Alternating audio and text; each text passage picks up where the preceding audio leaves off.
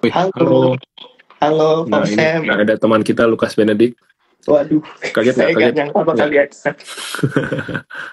Aduh. Kenapa? Ada masalah apa kamu? Enggak sih, Kong Sam minta pendapat aja sih. Tadi Oke. kan aku nanya soal KPR ya.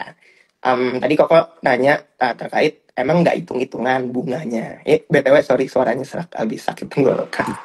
Oke. Sebenarnya udah hitung-hitungan sih, aku ada ini hitungannya. Wih, Aku oke. ambil BCA berjangka. Jadi memang aku ambil KPR 25 tahun.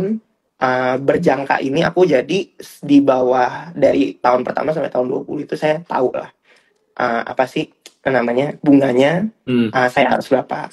Jadi udah tahu. Tapi jadi aku tuh ada penghasilan kedua lah. Dan penghasilan kedua ini turun.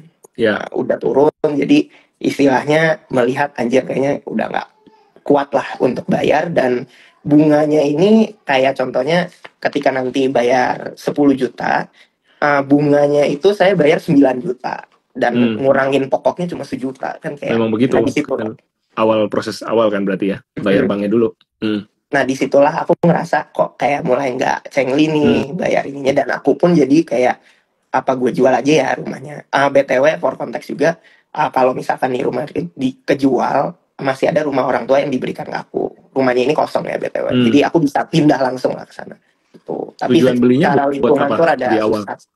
Nah sorry, Tujuan beli rumahnya buat apa? buat Awal mula. tinggal. Buat tinggal. Hmm. Ya, mungkin ini jawaban cepat aja ya. Cuman kamu kayaknya mesti juga ngobrol lah sama orang sekitar kamu gitu kan. Kalau kebutuhan awalnya buat tinggal dan sekarang ibaratnya ada rumah orang tua yang sementara bisa ditinggalin, why not coba diekspor untuk dijual rumahnya. Kalau emang ngeberatin untuk bayar cicilannya.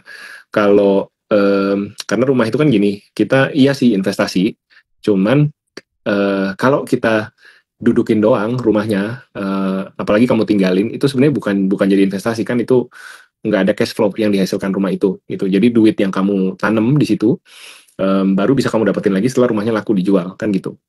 Jadi kalau emang saat ini udah ada kebutuhan lain yang kamu perlu lebih mendesak, ya mungkin bisa dipertimbangkan dijual. Coba aja dipasarin. Aku nggak tahu rumahnya tipe kayak gimana. Em, apa namanya? Siapa tahu laku, siapa tahu bisa ngeringanin beban. Balik lagi, aku em, nggak tahu detail, tapi menurutku em, apa ya, kamu harus jagain cash flow kamu, karena tadi kan kamu bilang penghasilan berkurang gitu. Jangan sampai nanti kesedot buat nyicil ini, tapi sehari-harinya kamu maksa untuk berhemat gitu. Karena kita harus patahin nih mindset dari generasi yang dulu-dulu bahwa rumah tuh pasti naik, pasti investasi. Zaman sekarang kita investasi bisa di banyak tempat sih, nggak cuma di rumah doang gitu. Kita bisa beli reksadana, kita bisa beli saham dan lain-lain gitu. Menjawab nggak, Lukas? Menjawab banget sih kok. Dan poin yang tadi, maksudnya aku Hmm, dari tadi dengerin lah Koko itu adalah, aku juga mungkin akan bahas ke financial planner yang tadi Koko hmm, bilang mention Hubfeld sih. hmm, Karena kan aku pun sendiri sejujurnya nggak tahu nih sebenarnya rasio menabung aku per bulan itu sehat atau hmm, enggak. Mengetahui oh cicilan nih segini nih, nanti 2 tahun lagi naik, 3 tahun lagi hmm, naik gitu. Jadi hmm. itu sih dari Koko sih aku dapat banget sih. Thank you banget. Aduh, saya Sama-sama, good luck ya. Good luck thank you ya. banget ya Koko. Thank you, Aduh. Lukas. Oke, kita kembali ke kolom komen.